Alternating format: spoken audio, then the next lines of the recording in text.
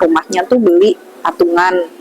Ketika suami meninggal, bukan berarti rumah utuh itu langsung dibagi waris, tapi hartanya suami aja yang ada di rumah itu berapa. Taruhlah misalkan harga rumah 1 miliar, terus uangnya suami taruhlah 500 juta, uang istri 500 juta. Jadi nanti yang dibagi waris ya 500 juta itu, bukan dari 1 miliar itu dibagi ke istri dan anak-anak, bukan. Sudah sedekah subuh diniatkan buat almarhum suami, gimana caranya? Niatin aja dalam hati, tidak perlu ada lafaz secara khusus, tidak perlu ada ucapan gitu ya. Jadi niat itu semuanya di dalam hati dan tidak ada talafut itu diucapkan dengan lisan atau bacaan secara khusus nawa itu nggak ada. Kalau pembayaran emasnya bisa COD, apa dibolehkan? Sudah boleh, karena COD itu kan berarti ada uang, ada barang, dan itu lebih aman untuk barang-barang secara ribawi. Kalau nggak mau pakai wakalah, sistemnya COD. Warisan diundur pembagiannya karena ibu masih hidup, apa hukumnya? Usaha nggak boleh dong, karena nanti akan jadi masalah di kemudian hari. Jadi memang di antara kewajiban ketika ada orang meninggal dunia itu harus segera dibagi warisannya. Sudah, dosa apa yang tidak diampuni Allah? Syirik. Semua dosa. Innallaha yaghfiru dzunuba illa an yushraka bihi syai'a. Sesungguhnya Allah mengampuni semua dosa kecuali satu, syirik, menyekutukan Allah, menduakan Allah, selingkuh dari Allah. Sudah, apakah masa idah kita boleh ziarah kuburan? Tidak. Berdiam diri di rumah, kecuali memang ada sesuatu yang urgent banget yang tidak bisa untuk digantikan posisinya dengan orang lain, maka boleh keluar rumah. Tapi kalau ziarah kubur kan bukan menjadi sebuah kewajiban ya, jadi tidak diperkenankan. Bahkan sholat Id aja wanita haid disuruh untuk keluar ke lapangan, maka bagi wanita yang dalam kondisi masa idah dia tidak diperkenankan untuk hadir di sholat Id, apalagi ziarah kubur. Sudah, apakah ada puasa khusus dalam bulan Rajab selain puasa Ayyamul Bid dan Senin Kamis? Tidak ada. Ya, tapi kalau bulan Rajab kan Asyuril Hurum atau 4 bulan yang haram, 4 bulan yang suci itu kan fadilahnya barang siapa yang beribadah dilipat gandakan pahalanya, dan barang siapa yang berbuat dosa dilipat gandakan juga dosanya. Nah itu kan ada 4 bulan ya, Muharram,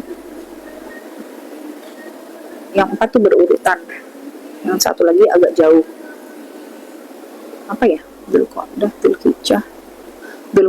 Dzulhijjah, Muharram, Rajab. Nah, jadi kalau misalkan kita biasa Senin Kamis, khusus di bulan Rajab mau Senin Kamis sekaligus Ayyamul Bid sama Daud, semua dilakuin boleh. Walaupun di bulan-bulan lain kita hanya di Senin Kamis aja misalkan. Tapi tetap harus ada puasa-puasa yang memang ada tuntutannya ya. Jadi bukan puasa apa, puasa Rajab, nah itu nggak ada. Kalau puasa khusus Rajab nggak ada. Apa benar Ustazah kalau nggak punya anak tidak memberatkan pertanggungjawaban di akhirat? Bukan masalah nggak punya anak ya, nggak punya anak, nggak punya harta, nggak punya. Jadi Allah tuh kan ngasih kita amanah. Nah amanah itu yang nantinya akan dipertanggungjawabkan di sisi Allah gitu ya. Misalkan nih dia nggak punya anak, nggak ada pertanggungjawaban sebagai orang tua, tapi dia punya kakak, dia punya adik, dia punya harta banyak, berarti kan otomatis harta yang banyak itu yang akan bisa jadi memberatkan hisabnya. Ada orang yang anaknya banyak tapi soleh semua, harta nggak ada, ya udah hisabnya ringan gitu. Jadi bukan masalah di punya anak atau enggak ya, semua yang Allah titipkan ke kita tuh hakikatnya ya amanah yang nanti akan dipertanggungjawabkan. Virus Nashwa, alhamdulillah saya sudah nggak galau Ustazah, alhamdulillah, jazakillah, masya Allah gitu. Selamat ya Virus Nashwa, hidup harus terus berjalan ya, pokoknya gantungkan harapanmu ke Allah aja. Kalau kita menggantungkan harapan sama manusia, kita pasti ujung-ujungnya kecewa, karena manusia itu memang berpotensi mengecewakan gitu. Tapi kalau kita bergantungnya ke Allah aja, Allah janji nggak akan menjadi zat yang mengecewakan kita. Jadi nggak apa-apa kalau hari ini kita harus kehilangan sesuatu, kita harus kehilangan seseorang, dan itu kita lakukan karena kita lebih memilih Allah. Nanti Allah yang akan ganti. Allah akan ganti semua yang hilang dalam hidup kita. Allah akan ganti waktu kita yang terbuang sia-sia dengan sesuatu yang lebih baik yang kita punyai gitu ya. Jadi selama hari ini kita meninggalkan sesuatu dan meninggalkan seseorang karena Allah, Allah ganti. Tapi kalau kita meninggalkan Allah karena sesuatu atau karena seseorang, ya kita mau punya apapun di dunia ini, kita mau punya ketenaran, kita punya harta, kita punya teman yang banyak, kita mau punya kata orang cinta sekebun gitu ya. Ya hakikatnya kita kehilangan segalanya kalau kita sudah kehilangan Allah gitu ya.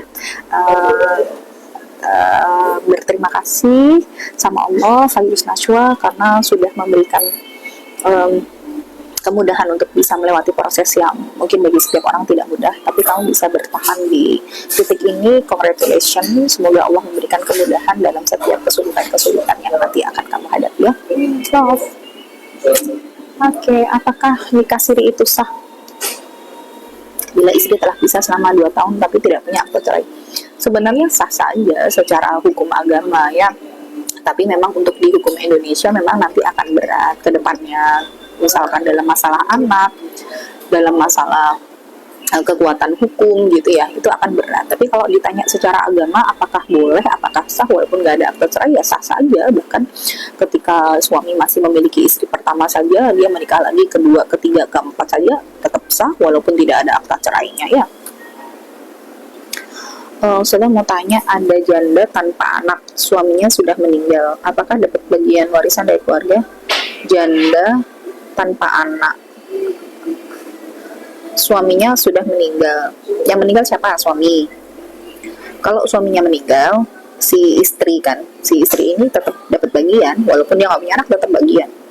Nanti harus harus catat dulu yang dia tinggalkan, si suami ini, si laki-laki ini yang meninggalkan siapa aja warisannya, istri gitu ya. Kemudian kan nggak ada anak, terus nanti ada orang tua nggak, punya kakak adik nggak, itu nanti baru ketahuan berapa.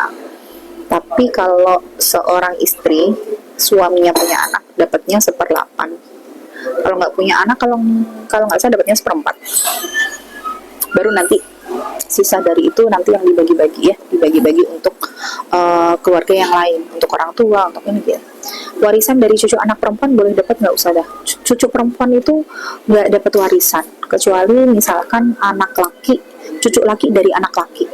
Jadi misalkan nih kita punya anak laki punya anak atau cucu laki dari anak laki bisa. Tapi kalau cucu dari anak perempuan, meskipun anaknya cucunya laki-laki, nggak bisa dapat, dia terhalang. Apalagi kalau atasnya tuh ada para laki-laki, sudah cucu tuh nggak dapat. Sudah, kalau misal nggak mau punya anak, apakah nggak apa-apa? Nggak boleh dong membatasi. Jangankan nggak mau punya anak ya, kita tuh KB dengan niat membatasi anak aja, aku maunya 2 doang, itu aja hukumnya haram, apalagi nggak mau punya anak ya, nggak boleh. Karena Rasul akan berbangga dengan umatnya. Kita tuh kalau ngerti ilmunya ya, di antara yang bisa untuk ngebantu kita pada saat menghadap Allah itu adalah anak solih. Orang tuh ketika punya anak satu aja soleh, perjalanan ke surganya tuh cuma tinggal separuh loh. Masa kita nggak mau dapat jalur VVIP itu?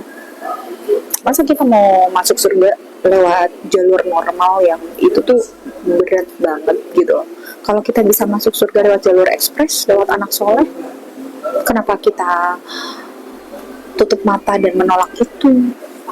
Nggak boleh ya. Hana Kalindra SPSI, kamu sudah SPSI loh, harusnya bisa melihat dari sisi yang lain gitu ya, bukan hanya dari segi duniawi aja gitu. Sarjana psikologi harus bisa memahamkan kepada orang tua yang mereka hari ini punya slogan child free gitu ya, child free gitu. Itu programnya orang non muslim gitu, jangan diikuti. Hai Us, ada gamis bekas yang bisa buat saya nggak ya? Hehehe. Ini kayaknya dulu minta gamis bekas juga ya. Ada insya Allah. Tapi kemarin sudah banyak dibuat ke Aceh.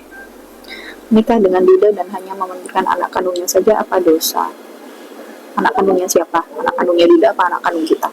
Ya intinya kalau semua sudah berkomitmen untuk menjadi satu, nikah duda, nikah sama janda misalkan gitu ya, sama-sama bawa anak, ya berarti tanggung jawabnya juga tambah ya.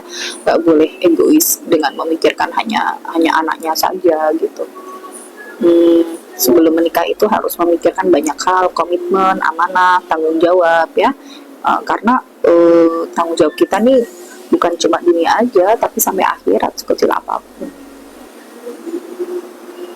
Ya tetap dosa kalau tidak mengitukan amanah, tidak menyampaikan, tidak melakukan amanah. Bagaimana menyikapi omongan orang lain karena lama sekali belum punya anak? Doakan yang baik-baik ya. Menyikapinya ya memang terkadang kita harus menutup mata dan menutup telinga dari pembicaraan orang-orang. Punya anak juga ada aja yang ngomongin, gak punya anak juga ada aja yang ngomongin. Omongan orang itu gak akan ada habisnya ya. Kata ulama adalah kalamun nas la yantahi, omongan orang itu gak pernah habis. Sehingga posisinya kita ini dalam keadaan buruk pun orang ada yang gak suka sama kita, kita baik juga ada aja orang yang gak suka sama kita gitu. Kita hidup bukan untuk memikirkan omongan orang-orang lain, sehingga apa yang hari ini kita lakukan selama itu tidak melukai orang lain, tidak melukai orang lain, tidak menggolimi, tidak sudah. Kan kita nggak punya anak juga bukan mau kita. Kalau kita boleh milih takdir ya kita pengennya punya anak, tapi jangan menyerah dan putus asa dari takdir Allah ya. Rayulah Allah dengan hal-hal yang bisa membuat Allah itu nanti jadi merubah takdir kita. Sebut Allah dengan Ar-Rahim, Ar-Rahim ya. Coba kita merayu Allah dengan amal soleh yang bikin Allah ridho gitu. Karena takdir itu bisa berubah dengan doa, dengan usaha juga ya. Jadi omongan orang itu sebatas lisannya mereka saja. Selama kita melakukan sesuatu mencari ridhonya Allah, tidak berdasarkan dari apa yang orang lain pandang terhadap kita, go aja, bismillah, tidak apa-apa. Jadikan itu wasilah untuk pengukur dosa. Boleh kok kita bersedekah dengan apa yang orang lain lakukan kepada kita, dan kita ngerasa ya Allah, orang lain zalim dengan mengatakan aku begini-begini gitu, maka aku jadikan apa yang aku rasakan dari kesulitan, apa yang aku dengarkan dari omongan-omongan mereka itu sebagai sarana buat sedekahku di jalanmu. Boleh loh kita bersedekah dengan memaafkan kesalahan orang lain, dan itu sedekah yang diterima oleh Allah. Pada saat Rasulullah saat itu mengajak para sahabat untuk berjihad, terus memotivasi untuk bersedekah, sahabat ini tuh nggak punya sama sekali apa yang disedekahkan. Terus dia bilang, ya Allah, aku nggak punya harta yang bisa aku sedekahkan. Abu Bakar tuh infak separuh hartanya, Utsman itu seperempat hartanya, lah aku tuh apa gitu. Akhirnya dia malam itu doa, ya Allah, aku maafkan semua kesalahan orang-orang yang telah menzalimi aku. Akhirnya besoknya ketemu sama Rasul, dan Rasul bilang Allah telah menerima sedekahmu tadi malam. Nah berarti boleh kita bersedekah dengan kesalahan yang